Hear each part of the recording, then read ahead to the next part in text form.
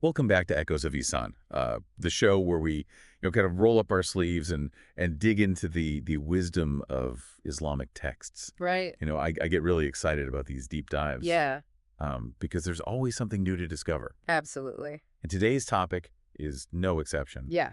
We're going to be exploring inheritance, Okay. which might not sound like the most thrilling subject, trust. but trust me, it's way more interesting than you might think. Okay. We're going to be using Sunan al Tirmidhi, Volume 4, as our guide. Right. Specifically focusing on a few ahadith that shed light on how inheritance works in Islam. It's fascinating how something as seemingly practical as inheritance is actually deeply intertwined with so many aspects of Islamic teachings. Right. Social justice, family ties, even spiritual well-being. Yeah. It's not just about dividing up possessions after someone passes away. Right. It's about creating a system that ensures fairness, prevents disputes, and ultimately strengthens the fabric of the community. Okay, so I have to admit, inheritance laws aren't exactly light reading. Right. But I think we can break this down in a way that's engaging and thought-provoking. Okay. What really struck me as we were prepping for this episode was Hadith 1939. Okay. It talks about the treatment of slaves, urging masters to provide them with the same quality of food and clothing as they provide for themselves. Right.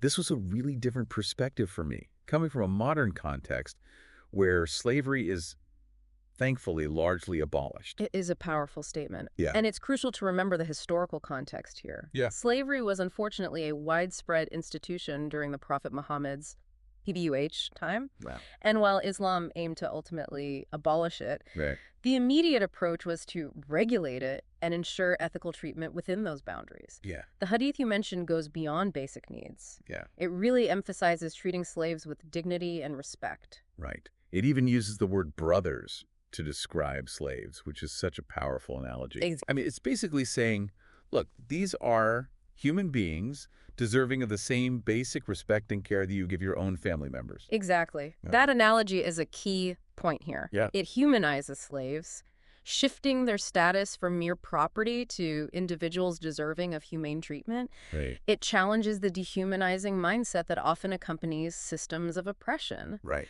Imagine the impact of this shift in perspective in a society where slavery was the norm. Yeah. It's a seed of change. Yeah.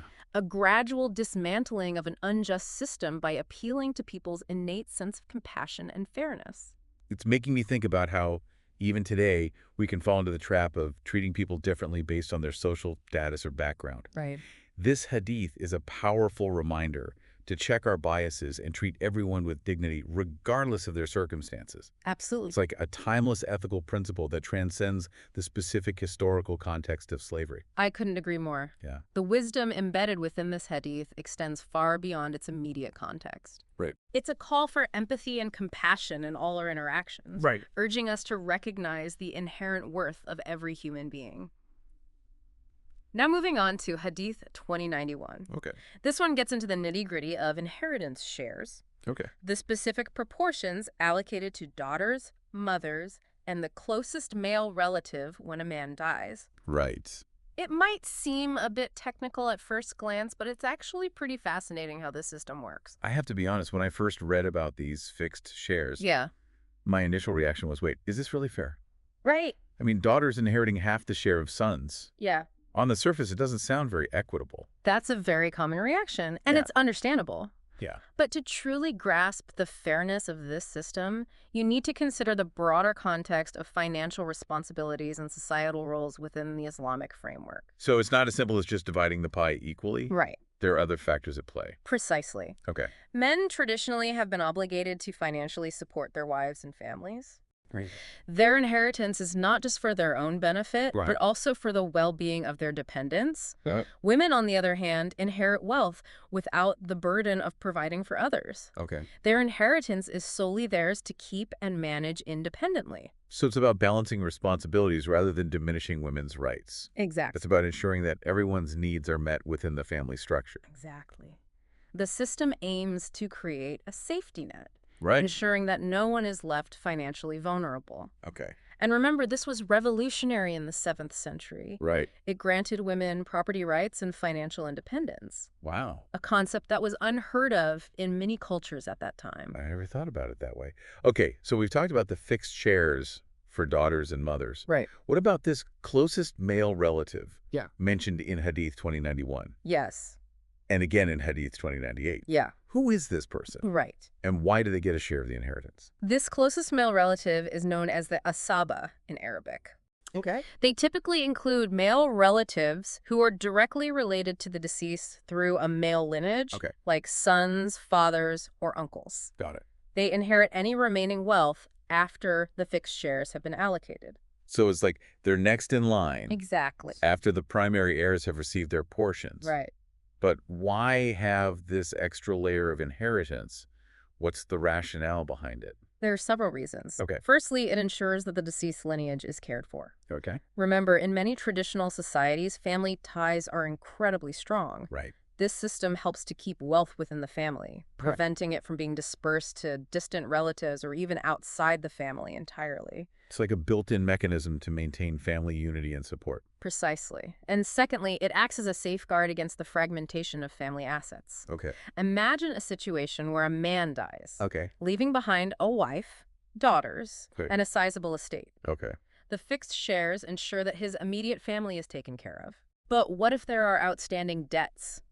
Or unexpected expenses related to the estate? Okay. The asaba, in this case, might be a brother or uncle, steps in to manage those responsibilities, ensuring that the family's financial stability is maintained. Okay, that makes a lot of sense. Yeah. It's like a backup plan to ensure that the family's legacy is protected. It's another layer of the intricate web of Islamic inheritance law, designed to address a wide range of scenarios and ensure that wealth is distributed fairly and responsibly. Okay. It's not about favoring one gender over another, but about creating a just and practical framework for inheritance that considers the unique circumstances of each heir. This is fascinating stuff. We've gone from the ethical treatment of slaves to the complexities of fixed shares and the role of the asaba. Right. It's clear that Islamic inheritance law is a lot more nuanced than meets the eye. It certainly is. These hadith from Sunan al Tirmidhi provide a glimpse into a system that was designed to address a variety of social and economic challenges while upholding the core values of Islam, fairness, compassion, and communal responsibility. Before we move on to our next set of ahadith, which I promise are just as interesting, I want to leave our listeners with something to ponder. Imagine you're living in 7th century Arabia. How do you think this system of inheritance with its fixed shares, the role of the asaba, and its emphasis on family unity would have impacted your life and the lives of those around you? It's a great question, and one that we'll explore further in our next segment. We'll delve into more specific scenarios and see how these principles played out in real life. Stay tuned for part 2 of our deep dive into inheritance in Sunan al Tirmidhi. Sounds good. Yeah. Welcome back to Echoes of Ihsan. I hope you're ready for more, because we're about to dive even deeper into the fascinating world of Islamic inheritance law as laid out in Sunan al Tirmidhi, Volume 4. You know, I've been thinking about that question you posed at the end of the last segment. How this system would have impacted life in 7th century Arabia. Yeah. It must have been a game changer, especially for women. Absolutely. Remember, at that time, women in many societies had very limited rights, especially when it came to property and finances. Islamic inheritance law came along and completely revolutionized the landscape, granting women legal rights to inherit and manage their wealth independently. This wasn't just a minor tweak, it was a radical departure from the prevailing norms. It's amazing to think about the ripple effects of that kind of change. It must have shifted power dynamics within families and communities, empowered women in ways they hadn't experienced before. Exactly. And those ripples continue to this day. The principles of fairness and gender equity enshrined in Islamic inheritance law have influenced legal systems and social norms around the world. Okay, I'm ready to keep unpacking this. We talked about Hadith 1939. And the ethical treatment of slaves, which was such a powerful starting point. It really set the tone for this whole discussion about social justice and compassion. Then we jumped into the specifics of inheritance shares in Hadith 2091 and 2098. But there's one Hadith we haven't touched on yet, Hadith 2104. Right. This one deals with a really interesting scenario. A convert to Islam inheriting from a relative who remained a polytheist. That's right. This hadith speaks volumes about Islam's approach to interfaith relations and family ties. Okay. It demonstrates that conversion to Islam does not sever family bonds or nullify inheritance rights. So even though there's a difference in faith, Right. the convert is still treated as a legitimate heir. That's pretty remarkable. Yeah. Especially considering the historical context. It is. You have to remember that during the Prophet Muhammad's PBUH, time, tribal, and clan affiliations were paramount. Switching religions was often seen as a betrayal of one's tribe. Right. This hadith challenges those norms, emphasizing that family ties transcend religious differences. It's like saying blood is thicker than water, even when it comes to matters of faith. It really speaks to the importance of family unity in Islam. Precisely. Yeah. It highlights the value of maintaining familial bonds, even in the face of religious diversity. Okay. And it's particularly relevant in today's world where interfaith families are becoming increasingly common. I was thinking about that. This hadith provides a framework for navigating these complex situations with sensitivity and fairness. It's like a blueprint for interfaith families trying to figure out inheritance issues. Imagine how much conflict and heartache it could prevent. Absolutely. It's a testament to the timeless wisdom of these teachings, Right. their ability to address the challenges of modern life with clarity and compassion. Yeah. It reminds us that embracing Islam does not mean turning your back on your family. Right. Rather, it's about extending the circle of compassion to encompass all of humanity. This deep dive is really challenging my assumptions. Yeah. I'm starting to see how Islamic inheritance law is not just a set of rules, Right. but a reflection of deeply held values. Yeah. Fairness, Yes. compassion, Right. family unity. Yeah. It's like a system designed to create a more just and equitable society. It is. Yeah. It's about ensuring the well-being of individuals and families, Right. promoting social harmony, Yeah. and ultimately strengthening the fabric of the community. You know, as we've been talking, I've been trying to connect these concepts back to my own life. Okay. I'm not a Muslim, Okay. but I can still appreciate the wisdom and ethical principles embedded in these teachings. Yeah. It's making me think about how I treat people who are different from me, Right. how I prioritize family, Right. and how I view wealth and material possessions. That's wonderful to hear. I think that's the beauty of these deep dives. Yeah. They invite us to reflect on our own beliefs and values, Right. to broaden our perspectives, and to Right. find common ground even amidst differences. Okay, so we've covered a lot of ground, from the ethical treatment of slaves to the complexities of fixed shares and the rights of converts. Right. I feel like we've barely scratched the surface, but in a good way. It's like opening a door to a whole new world of understanding. And remember, we're still drawing from Sunan al Tirmidhi Volume 4, Right. which is just one of the many collections of Hadith and Islamic tradition. There's so much more to explore. Before we move on, I want to go back to something you mentioned earlier, the fixed shares, and how they might seem unfair at first glance. Yeah. I'm wondering if you could elaborate on the rationale behind those specific proportions. Why do daughters inherit half the share of sons, for example? Of course. Remember, these proportions are not arbitrary. They're rooted in the social and economic realities of the time. Okay. And they're designed to create a balance of rights and responsibilities. In many traditional societies, men were primarily responsible for financially supporting their families, Right. wives, Okay. children, Okay. and sometimes even elderly parents. Okay. Their inheritance was intended not only for their own needs, Right. but also for the well-being of their dependents. So it's not just about the individual heir, but about the family unit as a whole. Exactly. It's about ensuring the stability and continuity of the family lineage. Women, on the other hand, traditionally did not have the same financial burdens. Okay. Their inheritance was solely theirs to manage and dispose of as they saw fit. It sounds like a system designed to prevent any one person from being overburdened or left vulnerable. That's a great way to put it. It's about creating a safety net for the entire family, ensuring that everyone's needs are met.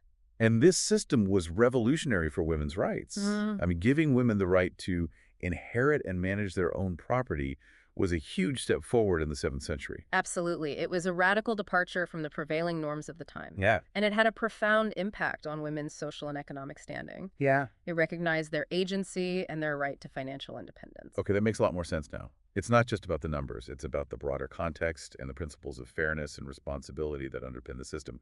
Precisely. And remember, Islamic jurisprudence is a living tradition.